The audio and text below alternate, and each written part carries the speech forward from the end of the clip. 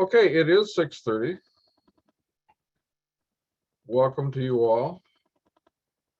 I'm waiting to see who we have here as one of our clergy. I see Pastor Betsy. Pastor Betsy, would you be so good as to set us up in the right frame of mind with a word of prayer, please? I would be happy to. The Lord be with you. And also with you.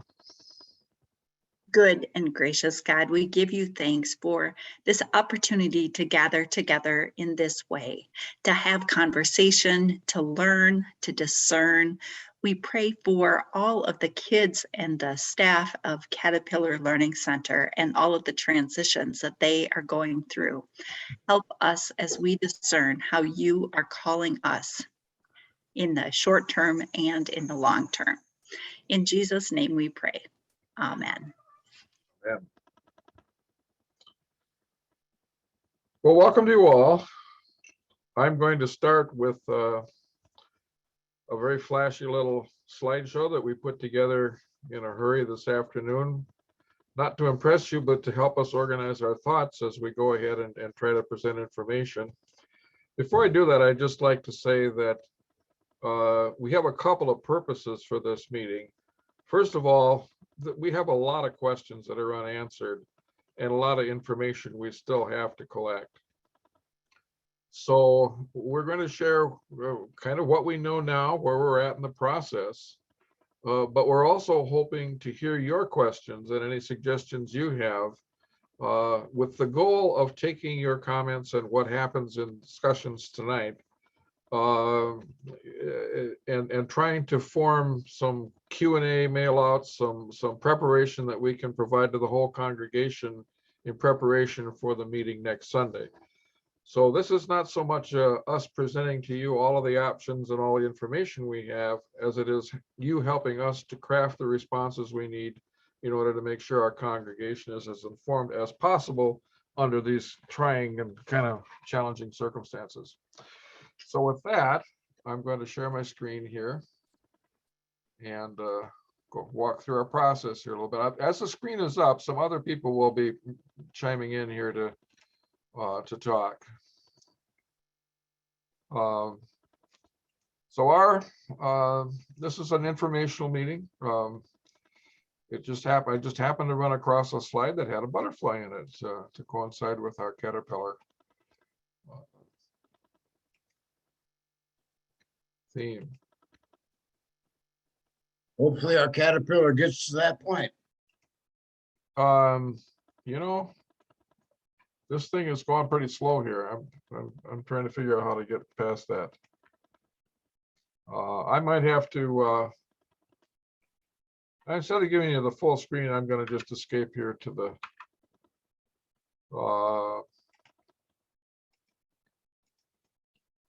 this screen so I can see where we're at. Okay.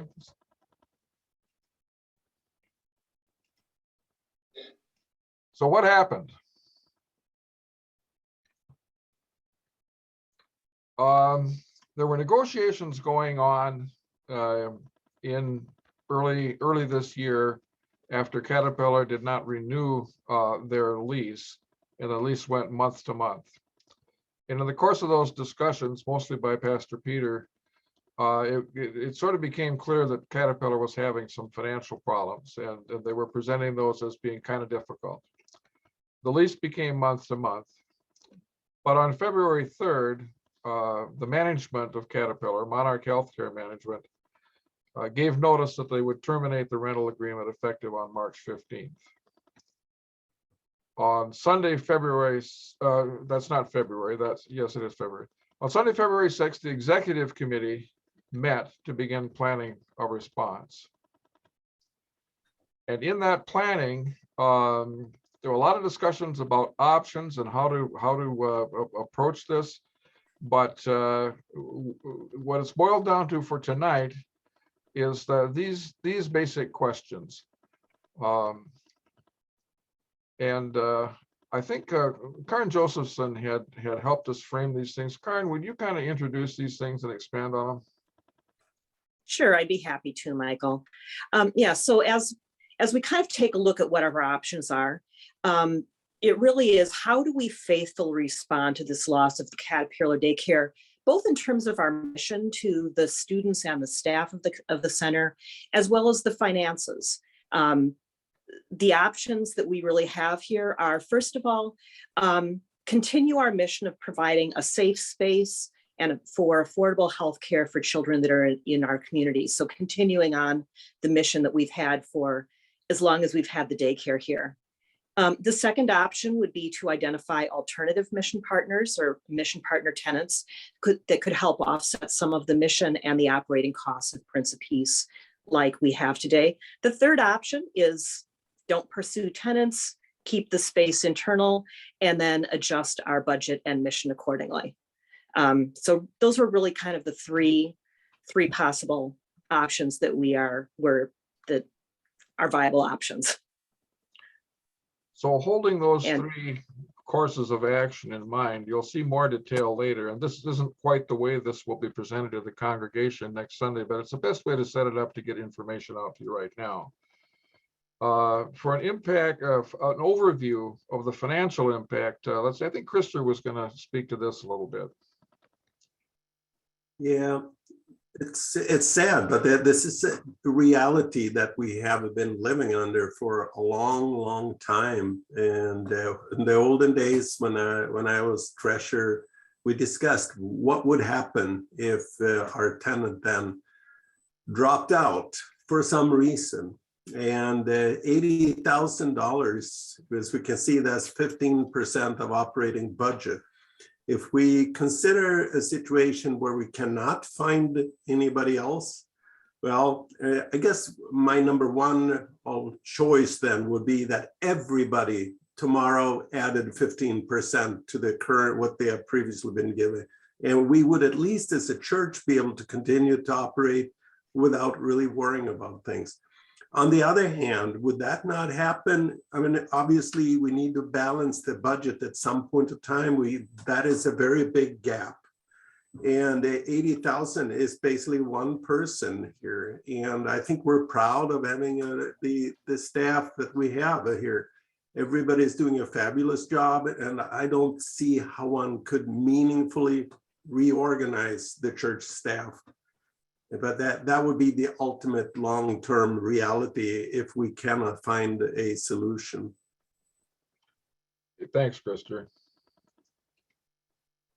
So why are we calling this meeting now? Why haven't we moved our planning forward even further than we have?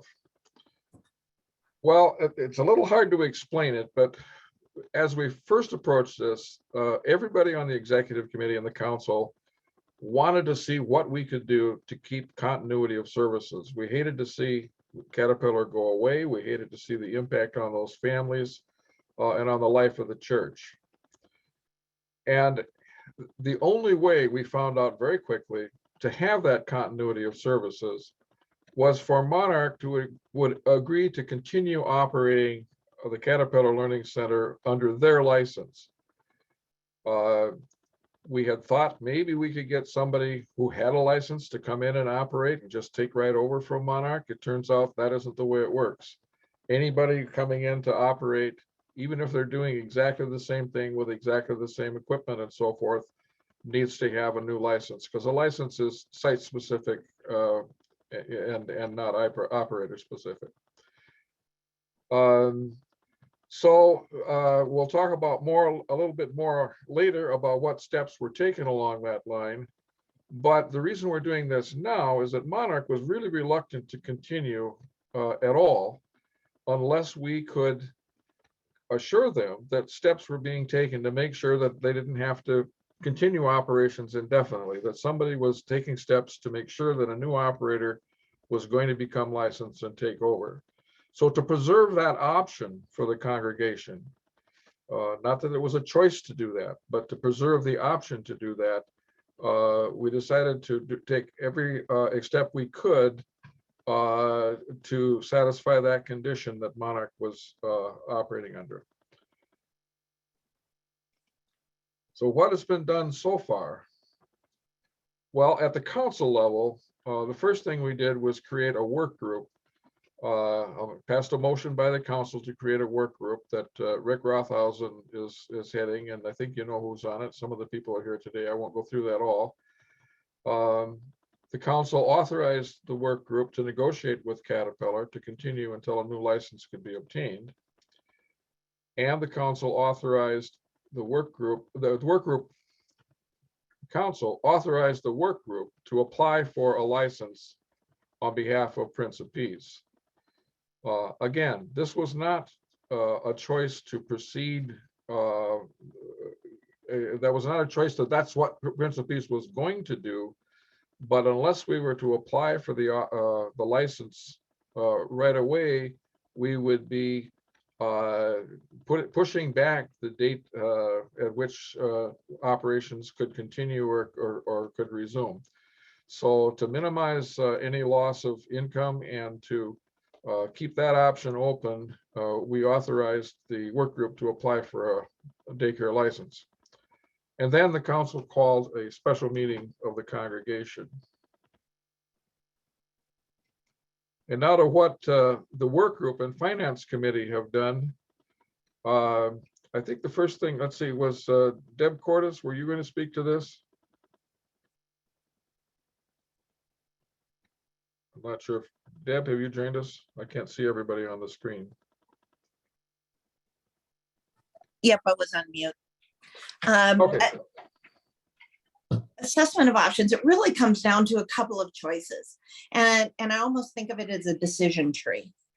Number one is without the congregation approval, nothing happens. That's a decision, even if no formal vote is taken. But within the decision tree itself is, do we want to go down the road of creating and operating our own daycare? Do we want to partner with somebody, or do we want to merely lease property? And those are all three viable options, all four viable options, because the fourth one is do nothing. So part of what we will be doing is taking a look at all of those options to bring forth the best option to the church-wide. But what we need to do is get some guidance from the church.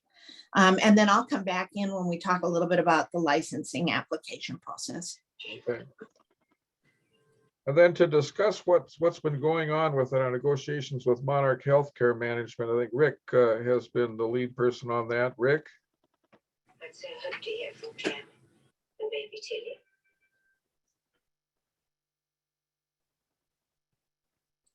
This was a different house last year. Okay, I think I figured it out. Yes, Michael and I had a meeting, telephone meeting with the CFO at Monarch and their attorney.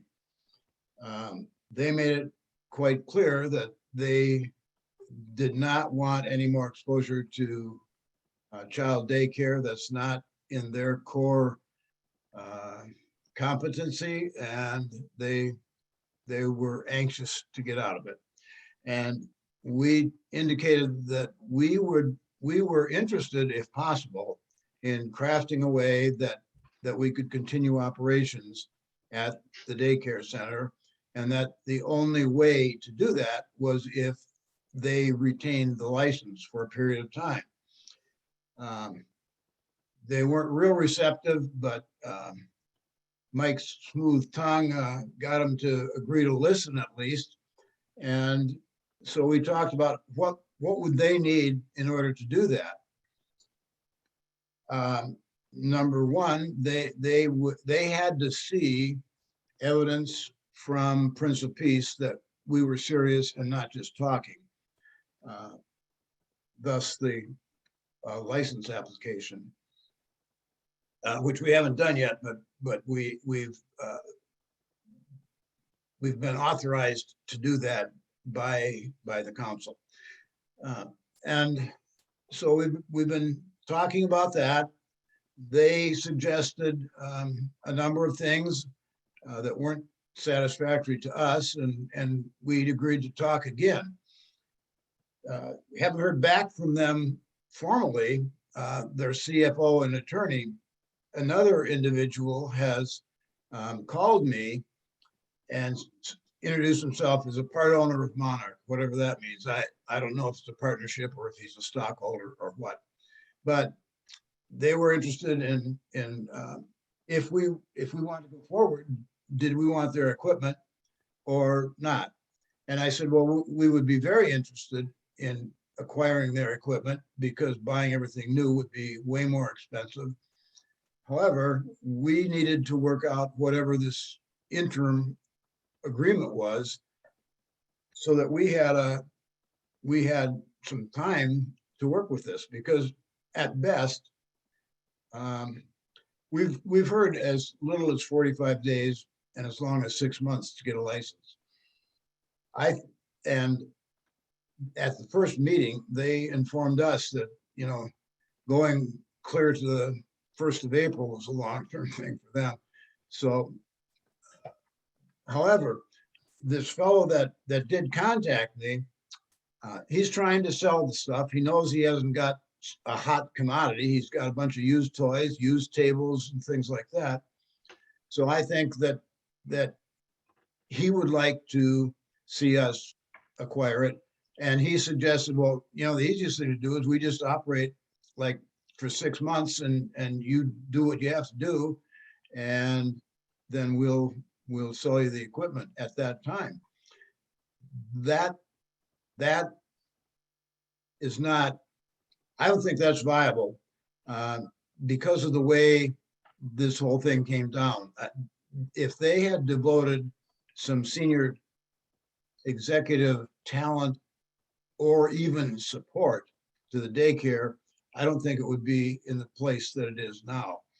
So what we have to do is work out a deal where we can come in, have something to say about management, co-manage with Caterpillar, start putting the things in place that Caterpillar needs in order to start rebuilding, create some stability there. They have lost, I don't know, 60 to 75% of their census already. What they have, they can operate with 4 people right now. Well, to put that back into perspective of all those options, what Rick is talking about is the state of negotiations with Monarch. One key thing is that nothing would happen with Monarch formally without a decision by the congregation to go ahead and continue operating a childcare center. And we want to frame the questions put to the congregation in such a way that you're clear on what course of action we're pursuing. It is pretty complicated because the timeframes are really hard to estimate and so forth. But we will try our best to get you more information by Sunday about the factors that go into assessing those options. So going back to the chart again, or the slideshow, Deb, could you get back into the licensing and where we're at with that? Sure. When we talk about licensing, it seems pretty straightforward. I mean, you think of like a driver's license, or you think of a fishing license. This is a Herculean effort. It's literally a 1-page document with probably 100 to 150 pages of backup information. Some things that work against us, some things that work for us in the process. Number one is Monarch did share all of their documentation, and we have that. However, it is outdated, and we need to research what needs to be brought forward in order to get that up to current requirements of the state, just to ensure that the licensing goes smoothly. The nice thing is Barb Burkhart and Melissa Burke are going to be working with me on this process. So I've got all the data gathered. Now we're going to start breaking it down into how to format it such that the odds are good once submitted that it will go through without too many questions. When you talk about a 45-day turnaround, that's actually from date of submission, not date of start of the process, to potential. And it typically, they say, takes anywhere from 30 to 90 days once submission occurs, and that will include a site visit. So we have to not only have all of the paper documentation in place, but we also have to have the site in place. And we need to also have the individuals who will run and make sure that the daycare is in compliance identified. So it's not a simple process, but if we don't start on it now, which is why the council gave us authority, is every day we delay is probably 5 days extra that we will need on the backside. So, you know, we were lucky that we could start on it as soon as we did. So that's where we're at. We are aiming to get the license work done as soon as humanly possible. But it's a matter of about 10 to 15 times more than I ever anticipated we need to have. How can a town survive so much? And that's just licensure, by the way. It is the final word. There's more. Let's see, where am I at here? Information gathering. Okay. Sorry, I was trying to multitask there, and sometimes that doesn't work too well for me. Okay, we'll go back to that screen. I gotta go over to so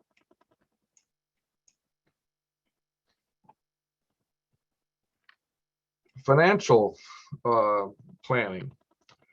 The finance committee met Saturday.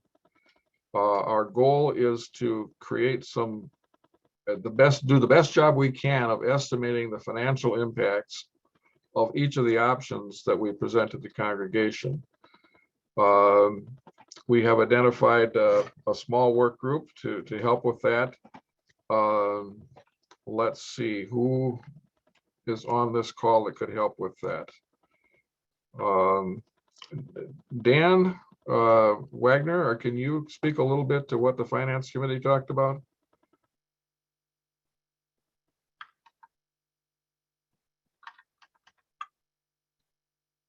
Michael, could you move up 3 slides?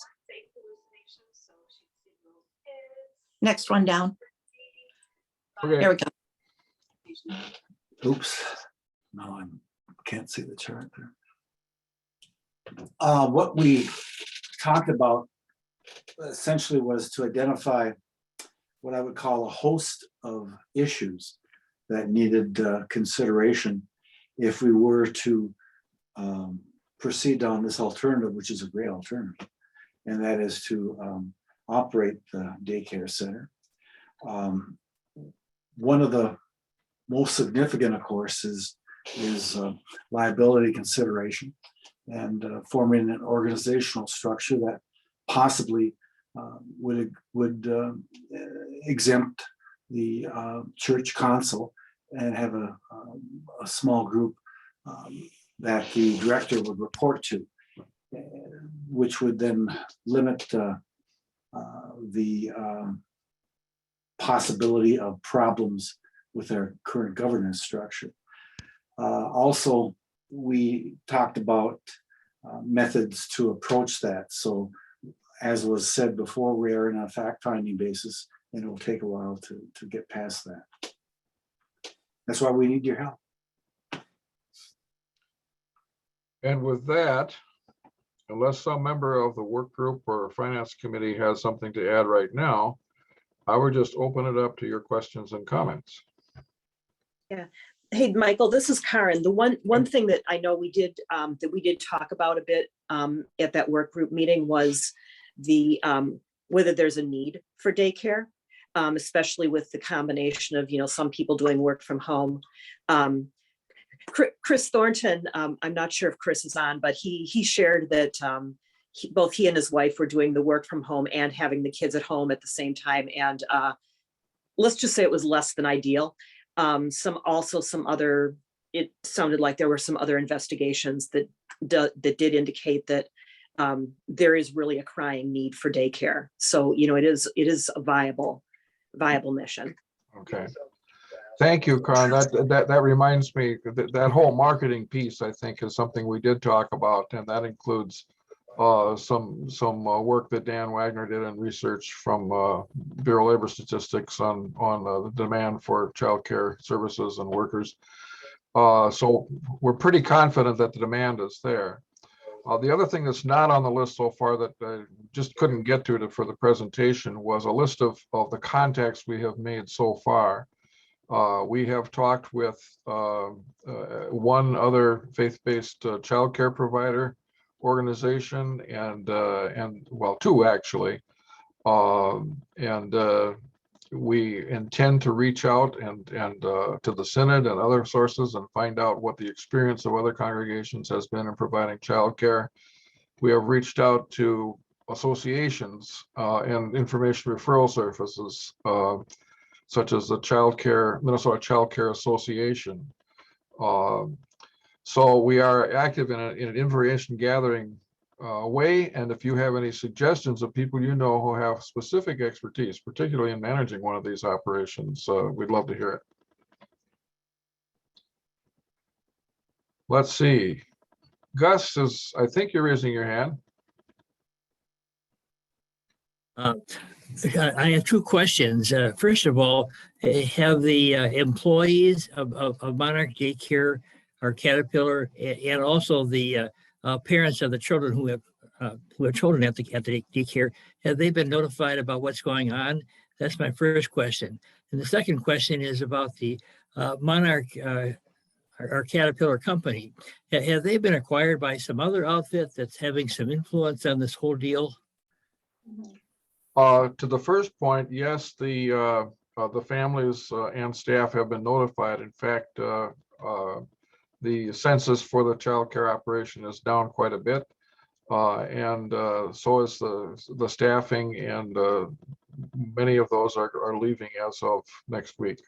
Rick, you were going to talk a little bit about the company structure and maybe more about the employees. Yeah. What you said is correct. All but 4 employees are gone, but they've been gone quite a while.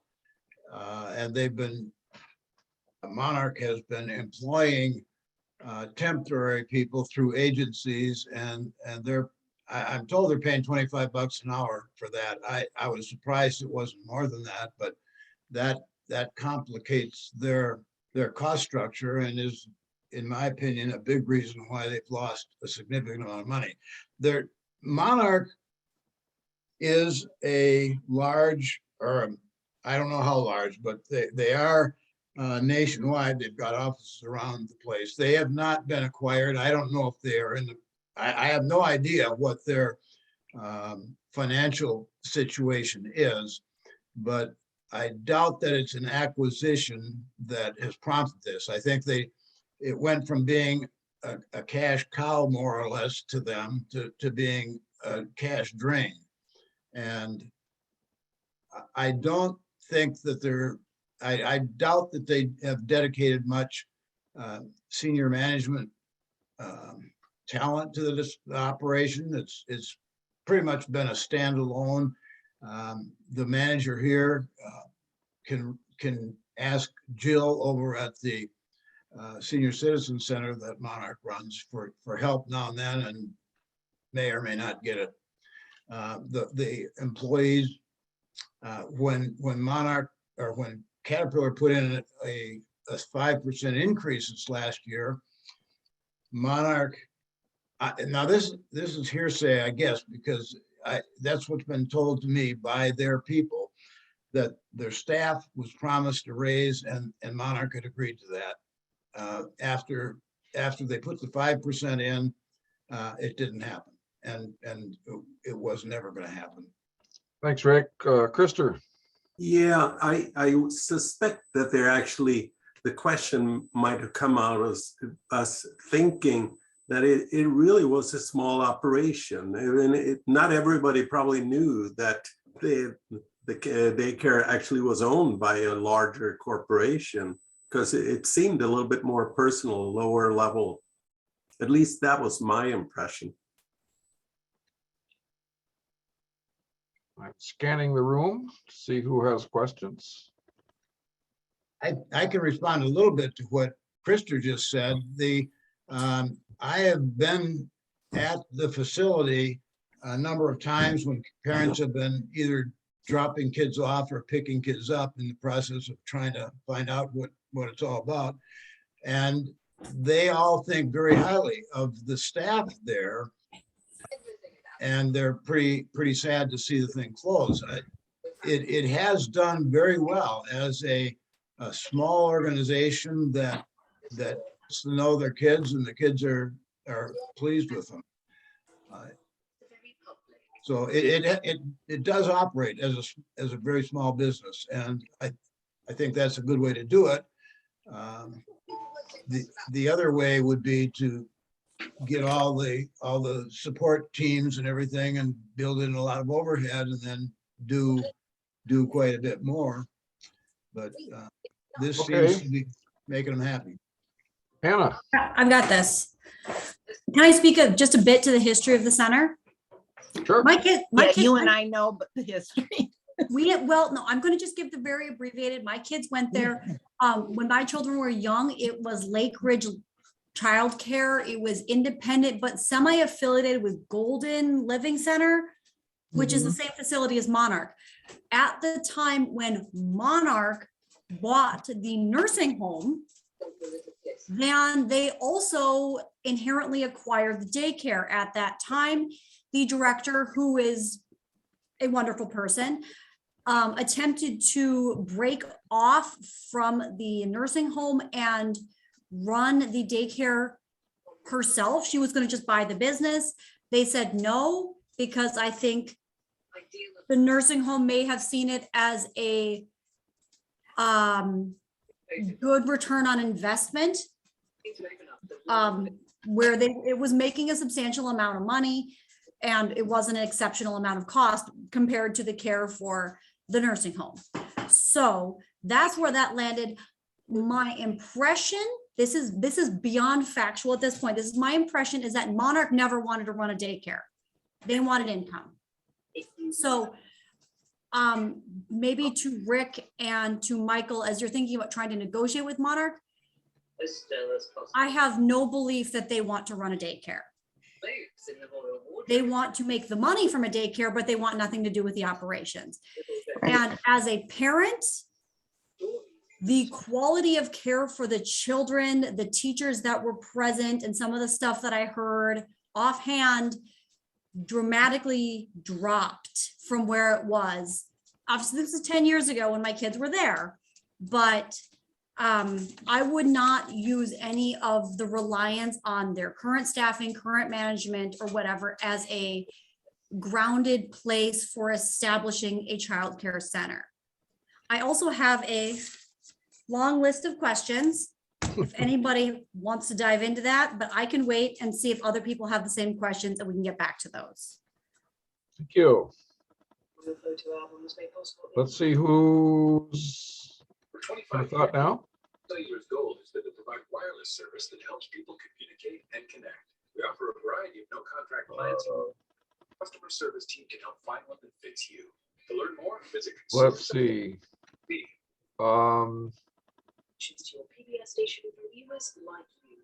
are a number of people who couldn't be here tonight who have been doing a lot of work on it that we should recognize. Barb Burkhart's one of them. Chris Thornton's done a lot on, is doing a lot on financial things and so forth. Let's see. Michael, Tony popped up in the box saying, "Did you see my question?" So there may be. Yeah, just got it. Did Monarch articulate the reason for loss of money on daycare? COVID-19, financing of personnel, supply costs, loss of child population. Rick, can you look at that?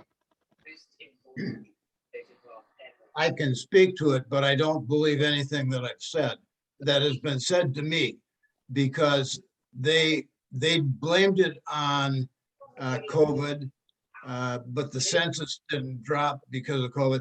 Mike, I think you need people that aren't talking directly to mute their deal, because we're getting interference. Okay, I can't figure out who that is. I think they just figured it out themselves. Anyway,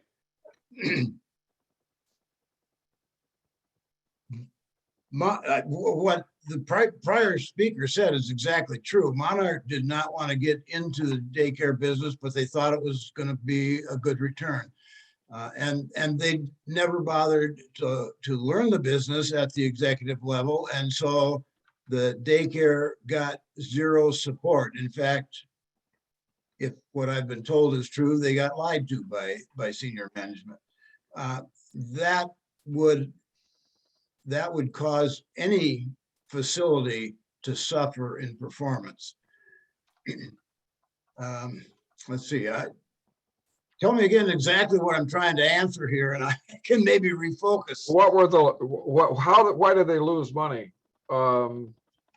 Well, we don't really know that they lost that much money, because when we took a look at their financial statements, you couldn't believe anything they put on there. They had how much money in there for utilities that they had $22,000 in their financial statement for water bills, and we pay the water bills. Now, when I brought that up to the CFO, he feigned surprise and said he would look into it. And all he said when he got back to me was he thought it was legitimate cost, but got miscoded or something. And that may be true. I don't know, but they are not in the daycare business, and they just want out now. I don't know that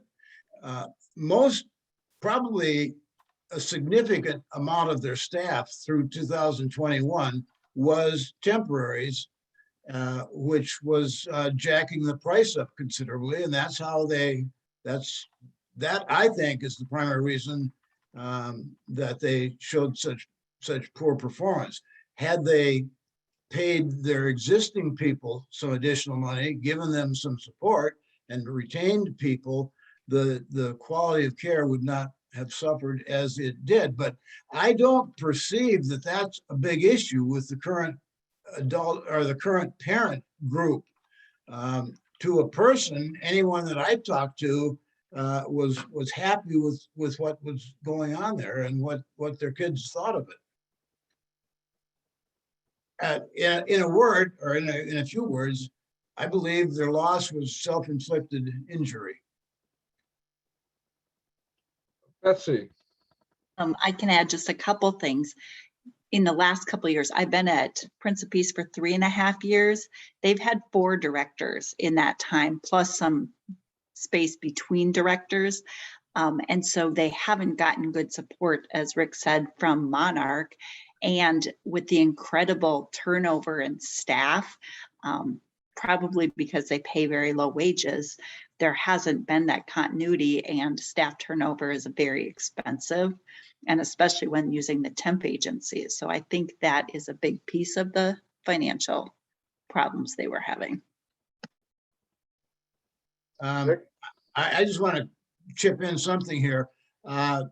Kristen Caterpillar, which I call her that so that I don't confuse her with our Kristen, appears to me to be very hardworking, competent, and trustworthy individual. But she just got tired of no backing. And to be honest, I think the promise of a significant amount of the cost increase to the parents had been agreed to go to the staff, and that didn't happen. And I think that tore it with her, and she's given her notice. She'll be gone. Anna? Okay, so can we move on from communications with Monarch? Yes, they closed. Yes, they had staffing issues. Yes, they had child number issues. Let's go to things that either we know, and you may be able to answer, or we don't know. And I think some of them have already been addressed. For example, there is a need for daycare in the community. One of the things I have not asked is exactly how many families of the current Monarch members will be without childcare on March 15th. We may not know that, or maybe we do. I think that's an element of if we are trying to string something along in partnership with Monarch to try and cover the care for children who are still waiting on wait lists to get on elsewhere. I think that addresses the immediate need. Subsequently, the questions looking forward as far as the 4, or I guess 3 or 4 level approach that both Karen and Deb spoke to, as far as we run a daycare, someone leases, we partner with a daycare, or we say we're out of the daycare industry. 4 options would be dictated by some of the other questions, which are, what does the community need? Roseville is a significantly older community than it has been. I don't know if people are commuting in and using the facility, but it would be a poor decision to have a facility that would then be not have enough children and not be sustaining and have the same financial issues. Obviously, Karen, whoever pulled those numbers, might have a better step to that. You guys can just make notes and come back and answer these questions in a larger group meeting, but literally I have 13. Okay. Let's do this, Anna. Yeah, we got to do this. You've got a list of questions. Yeah. So did Chris Thornton. Perfect. And it's a wonderful list. And what I'd like to do is put his list up on the screen and have people kind of think about it, because if you've got something to add after you see his brain work, it is brain work. I'm brainstorming the potentials, the questions. I mean, I know Rick spoke to insurance and liability. I know speaking to my sister-in-law who is in the daycare business, she said she can't get staffing. They're down consistently 20% staffing, and they are the highest staffed facility for 20 miles. So has anyone addressed the idea that whoever it is, could they even get staffing? It's the same issue with the temp agency someone else was talking about. I can read it. We're good. This is great. Okay, can you see the screen, folks? Yep. Okay. So these would be things that are related to us running it. Right. We are a nonprofit. We, the church, are a nonprofit. Correct. Can we legally run a daycare and then basically charge ourselves rent? Or do we have to run it at a 0 income basis of running a daycare, in which case that does not cover the budgetary question? Okay, we'll note that one. By the way, this is being recorded. We will pick up all your questions. No, fantastic. I've been thinking about this for a couple of weeks and thinking about how can we facilitate the need for the community and meet the needs of the church without rushing into decisions, or let's do it right? Okay. Well, here we have Chris's sets of questions, and first he has a group of HR activities. Well, once again, that comes down to if we are running it.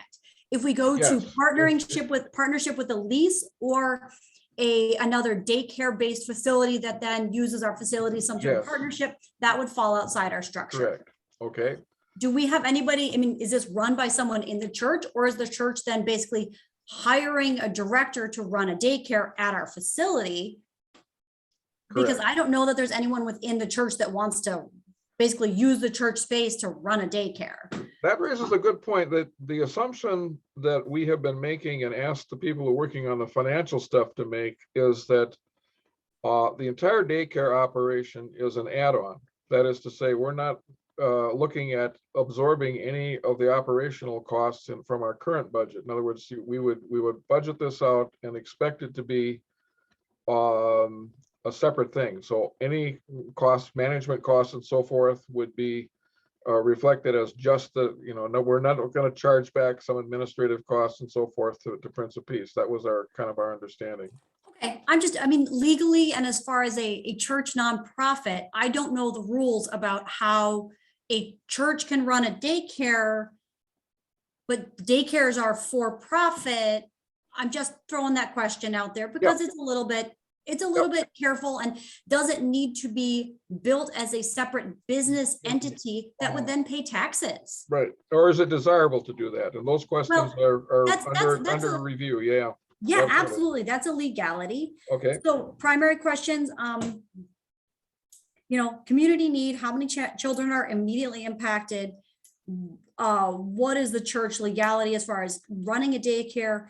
Are we strictly hiring from outside to run the daycare, or is there someone within Prince of Peace who has stepped up and said, yeah, I would love to initiate directing a daycare, because I would not want to make any assumptions that personnel within the church want to take this on.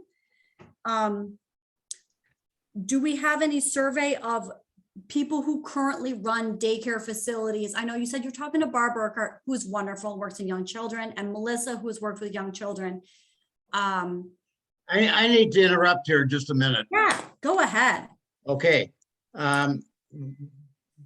We made a couple decisions as the task force. Do we want to go with an operator? I think we all think that would be the best thing. That automatically means that we will be down for, I would say it's going to be a year before an operator comes in, does the checking and all that stuff. Then they have to get the license. The idea of us running it was arrived at because it was the only way that we could keep the operation running.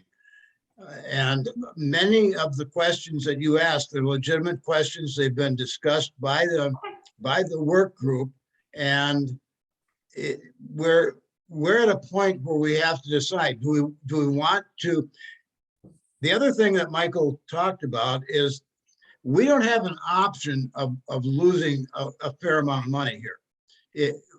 They gave us the notice if we couldn't, we could not act fast enough to keep all the census that we had. But if we go with an operator, that's going to require negotiations, inspection, new licensing, probably building improvements. If we go with Monarch license, we can continue only because there's not a new licensee. So I think we have to just. Okay, going with Monarch license, who's running it? They own the license. Who's physically running that daycare, Rick? There would have to be a manager hired, and at expense to us or them? What?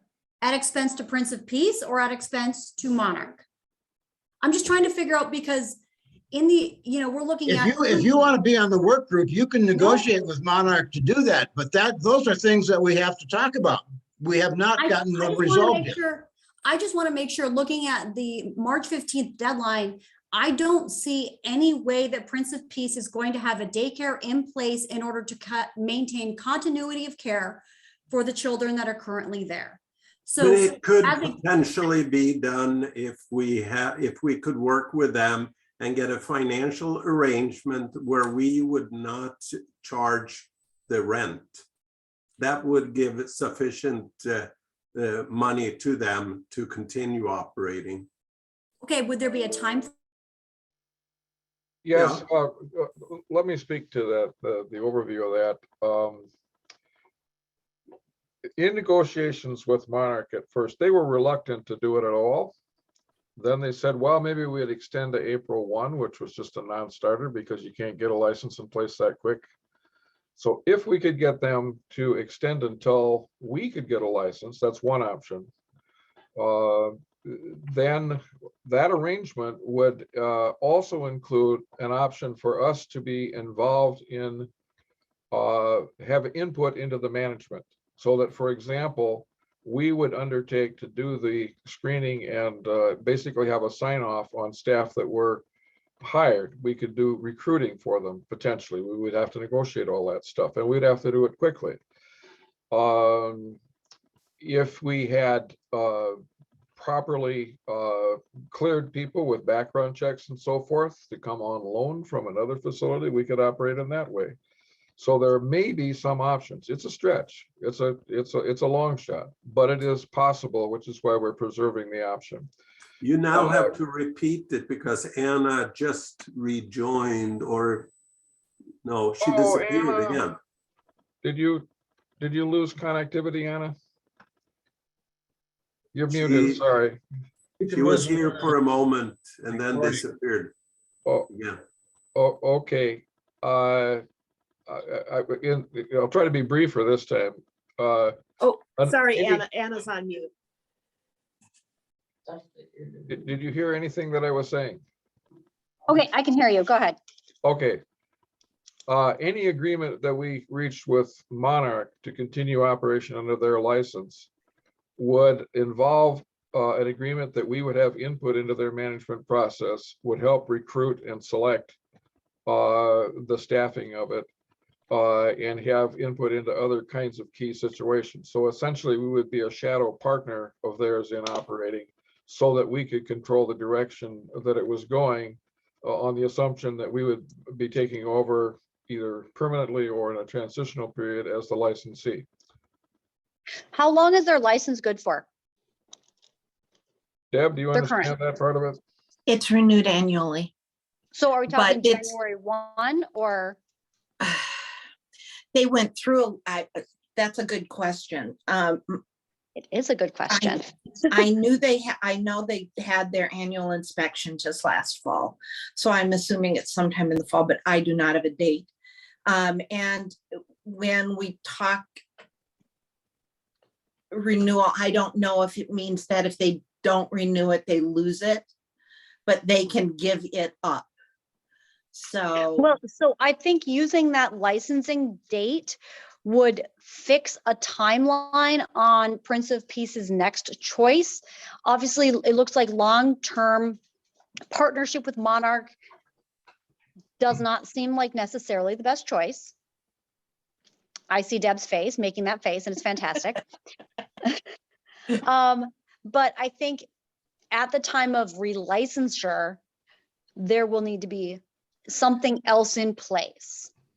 So pursuing the opportunity to potentially keep the children, the census is the term you've been using, I apologize, in place and in a static location and not having to find new facilities, that's great. But if we're talking about, if it was me and my children, and I was told on February 15th, you have 1 month, I would already have a place. I wouldn't be waiting for February 28th, March 1st, March 5th to see if my daycare was going to somehow stay open. I would already have another location.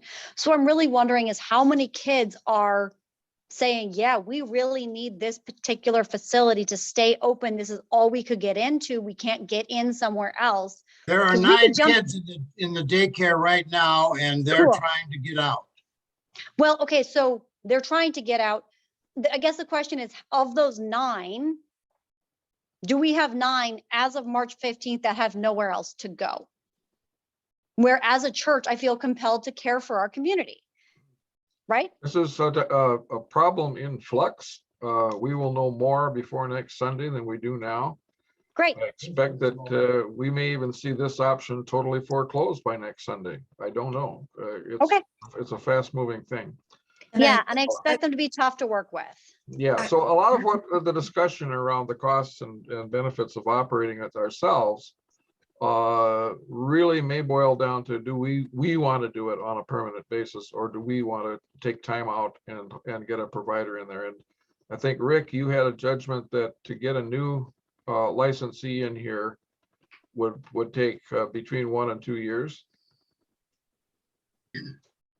That depends. If we went with Lake Area Discovery Center, it would take over a year because they have a very lengthy vetting process. They have to become partners with the church. They don't consider themselves tenants. They consider themselves partners. They run a Cadillac operation, and prices would have to go up with somebody like that. I don't know how fast we could do it, but it would, all the negotiations would have to go on with the daycare as to what we wanted out of the deal. Then after they decided that we could be lived with, then it would take them whatever time it does take to get licensed. A big part of the delay on this is there is a fire department inspection of the building, and that frequently is the last thing that gets accomplished. You got to get on their list early on. And we should have a better read on what that inspection entails and how likely we are to have to make major modifications. And I hope to get that information by Sunday, at least have a good estimate of whether it's likely we'll have to incur some costs there. I think Dan Wagner has got some of that information and probably will help us look at it, I hope.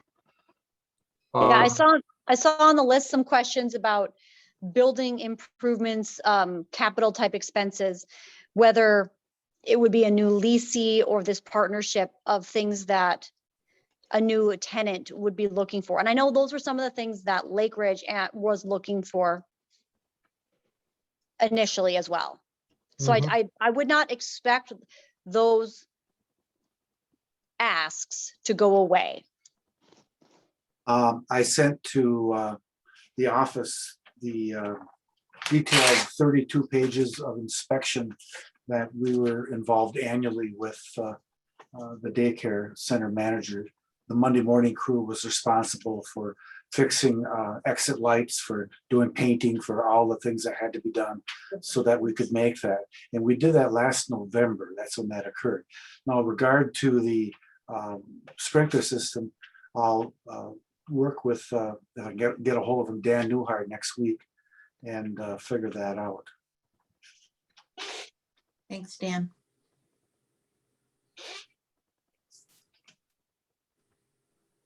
Let's see, Ann Hogan.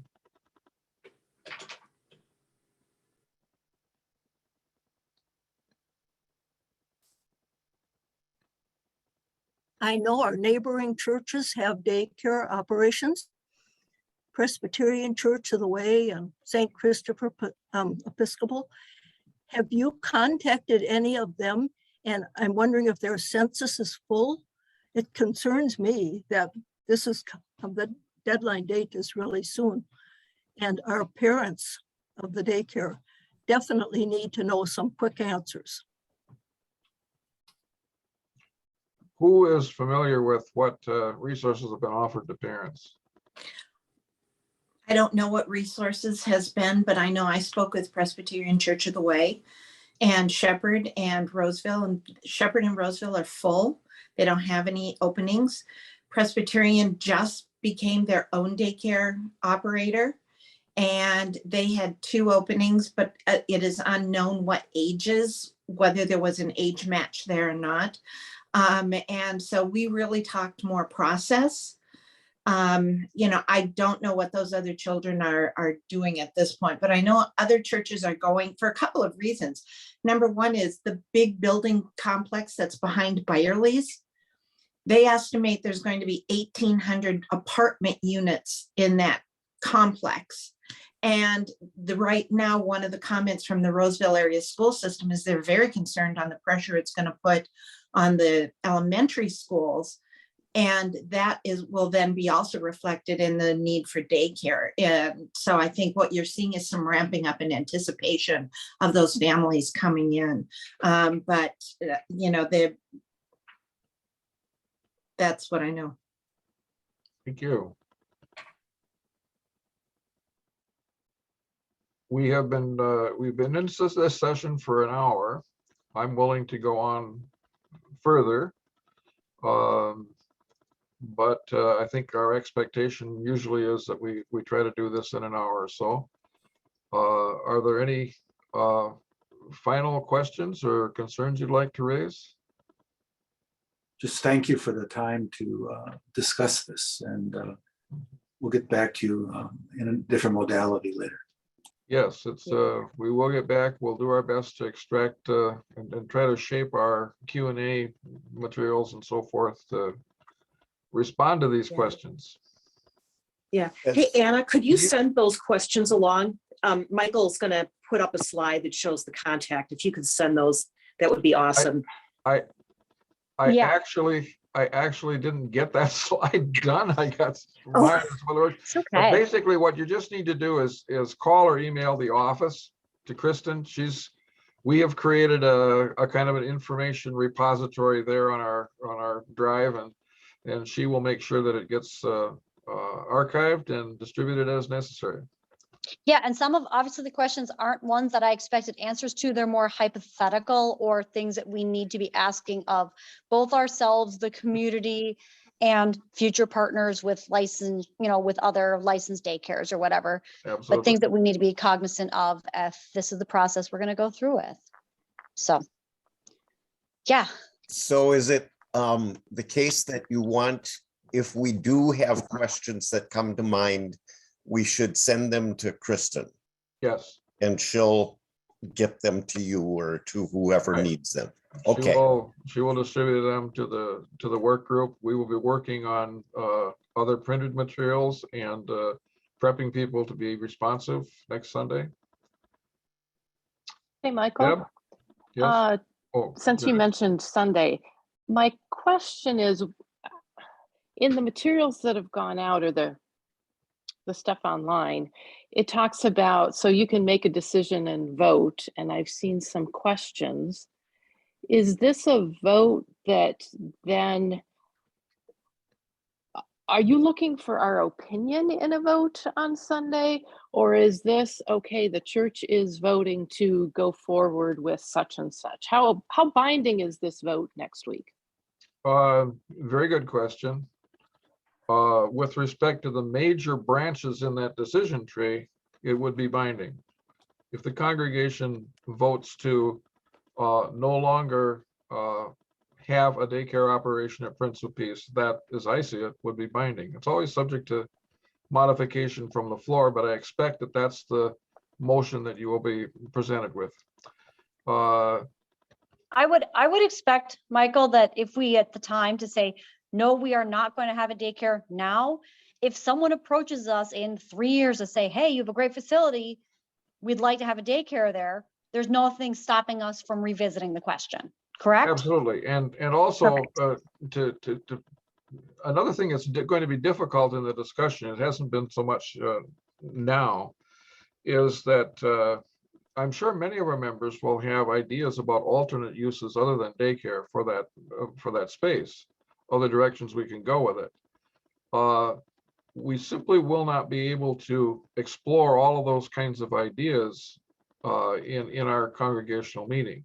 However, there will be a clear explanation that if you choose to not pursue daycare at this time, then we will immediately commence a process of soliciting input from the congregation and getting discussions going about what those alternative uses might be. So we want to run and that can happen as a parallel process. For example, if you say, yes, we want to have a vendor, but we're not going to apply for a license, we can also be pursuing alternative uses at the same time we're looking for somebody else to come in as a childcare provider. So those options will remain open.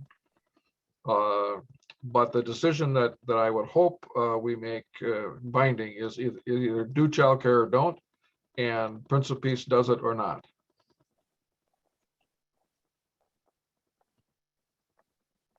Still have to work out the exact language, so if you've got any thoughts on that, please pass them along.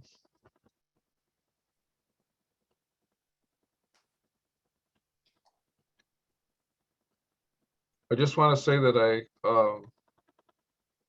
there are times when this thing of being president is, can be a bit much, but I am so happy that we have such a talented and faithful group of people in our congregation. I really appreciate all the discussion here, and I hope that you all feel like your gifts are being used at Prince of Peace, and I know you all love the church, and thank you very much.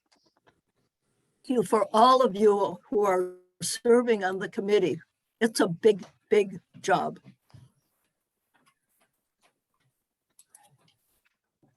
We could always use more help. We could. If you want to volunteer to help with licensing, call me, email Kristen.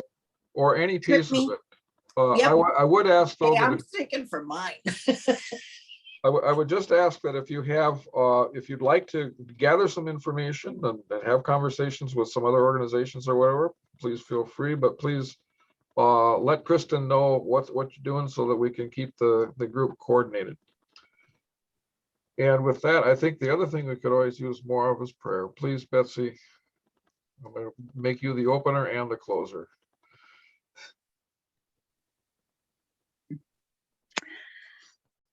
Let's close with a word of prayer. Good and gracious God, thank you for this conversation, for this time together tonight. Please guide us, God, in the decision-making process and be with all of the affected parties, the families, the kids, the staff, the congregation, and the community in this decision-making process. We ask your blessing as we take steps moving forward, and give thanks for the volunteers who are working so hard on this project. In Jesus' name we pray. Amen.